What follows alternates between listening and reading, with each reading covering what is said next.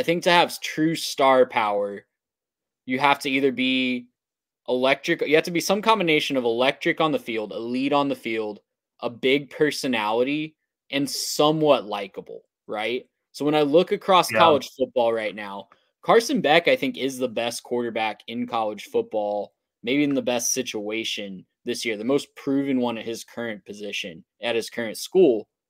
But is he exciting? I haven't seen the flash from Carson Beck. He's been very productive and he's been very good, but I haven't seen the flash. When I look at other positions, yeah, you mentioned Will Johnson at Michigan, Garrett. Great cornerback. Does he have the personality of like a Tyrann Mathieu, a Honey Badger, where everyone knows that guy's name because he's, just being ridiculous out on the field?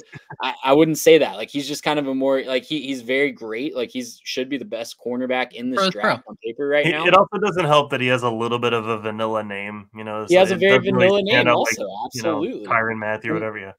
I would say the closest thing to the guys, combining all of those things are Shedeur Sanders and Travis Hunter. They play on a crappy team that's going to struggle to go to a bowl game. So, like, Yeah.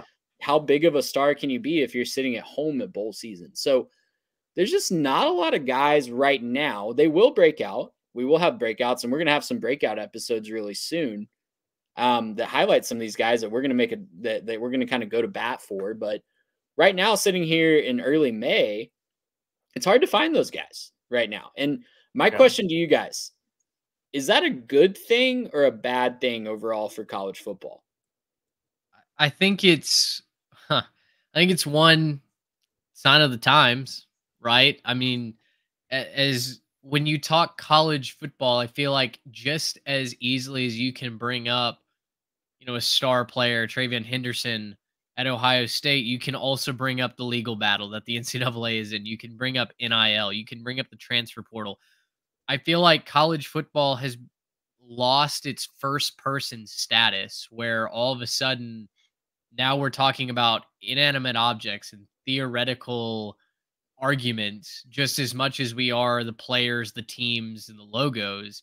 And that's a frustrating spot to be in as a college football fan, because at the end of the day, I want to talk about the games on the field, but unfortunately I have to talk about, section 208 of, the bylaws and statutory code, because that's where we are as a sport. Yeah, and that's definitely a fair point. I think overall, not having those top quarterbacks is bad from just like the casual viewership standpoint, right? Just, casual viewers aren't going to be as excited if you're not tuning in for, Bo Nix versus Michael Penix, right? That's not as fun. You're not getting that top quarterback matchup. It's not going to be as headlining. You're not going to throw up the two faces on the commercial and they're going to be like, oh, I see those guys. I remember them. Wow, that's great. It's not going to get as much of just kind of the casual viewership. But I do think it's going to be good because, in a certain way, it's going to force people to get better overall. And I think it's going to kind of, sort out some of the, the wheat from the chaff, so to speak. It's going to say like, hey, like some of these quarterbacks are here and, they're not going to quite make the cut. And, maybe it's time for the next, freshman quarterback or whatever else. And then we kind of get to grow up with those guys and say, okay, well, now we got a new freshman. He's in it, this school. And, oh, wow, look at him. He's really flashing, And I think, like we were saying, Nico has a chance at Tennessee to kind of be that, right? Like we just kind of got done with, Joe Milton, slinging it forever and missing a lot. And, it's kind of saying like, well, that's not a fun time. That's not, fun for Tennessee to go put up 22 points a game and, struggle through the season or whatever it was. And not just be super flashy on offense, especially the year after they were so good on offense and looked so promising. But Nico came in that bowl game, looked pretty dang good. Like he's kind of exciting to watch.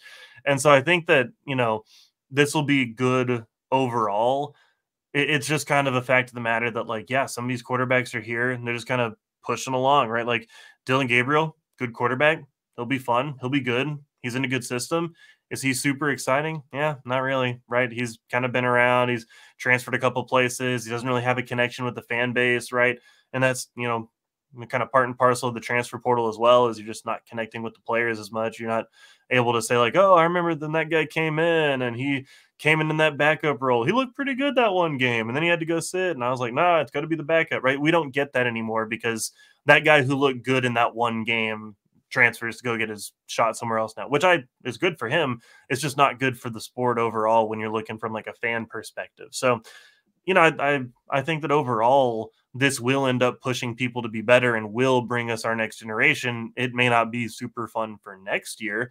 And, you know, kind of Trey, to your point, you're saying, well, if the quarterbacks aren't so good, but all the other players are, it doesn't matter. Also, to that point, one thing I want to mention on that, the defense is being so dang good might also contribute to that as well, as we have so many star defensive players.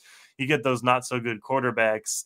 You know, I don't know, man. It might be a little bit of a tough year on offense. It might just be a you know, whose system is the best this year instead of, you know, what players are necessarily the best. One last question on this. Will the video game help with this? It's a great question.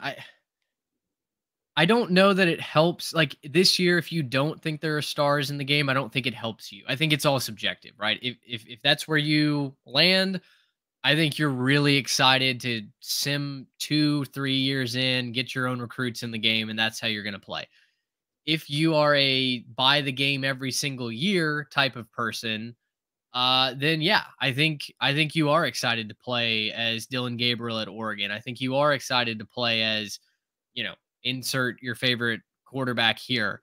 But so it's more of a self-fulfilling prophecy. I think so. I don't know that, at least not this year. I don't see the community going, oh my gosh, we get to play as Johnny Manziel this year, right? Like there's not that one player in the sport, in my opinion, that would rally everybody around playing as one team or in one game mode. You telling me Cam Ward doesn't do it for you, Mitch?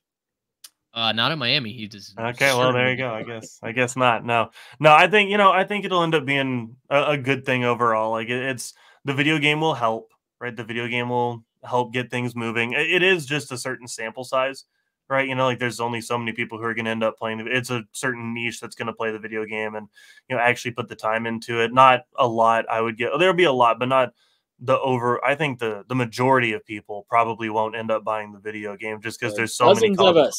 Fans. Yeah. No, but like, you know, there'll be the kind of younger crowd will buy the video game. Probably not the, you know what, 40 plus probably isn't buying the video game, right? You know, I don't know, man. They were, you know, in college / just out of college when the last one came out. Well, you might have a point. And I'm certainly not trying to disparage the video game by any means. I just think it's a certain, you know, niche that's going to buy the game. And so those are going to be kind of the super fan that's bought in, knows the players anyways. And I don't think that that's going to necessarily help with the casual interest. But, you know, maybe a guy like Garrett Nussmeier gets, you know, real exciting during the middle of the season and drives, you know, people out to get excited about the college football year. I don't know. Maybe we'll see that. I don't know. I'm just trying to be optimistic here, I guess. You might have to for that LSU team to compete this season. That's true. Also, I want to say one thing. Defense gives up a lot of points. I gotta say one thing in defense of my guy Jackson Dart. Okay, you're like nobody's proven themselves in this situation. He threw for over 3,000 yards last year. He had a pretty good season. Okay, he was in the top. He was in the top group. He did okay. He was a pretty good quarterback. He was in the top group. And he's got nothing but weapons. I'll talk about in a second, but he's got nothing but weapons. Man, he's gonna have everything at his disposal to succeed this year. You know, I forgot about Jackson Dart, and most people do. But yeah, I can't blame you. You're absolutely right. Got to come to his defense. He is like, you want to talk about star power? He is grossly overshadowed by his head coach, but I'll let you talk about that in our next segment where we talk about post spring ball headlines and who are some teams that we think could surprise in a good way or a bad way. All that is next. Gracious. Yep.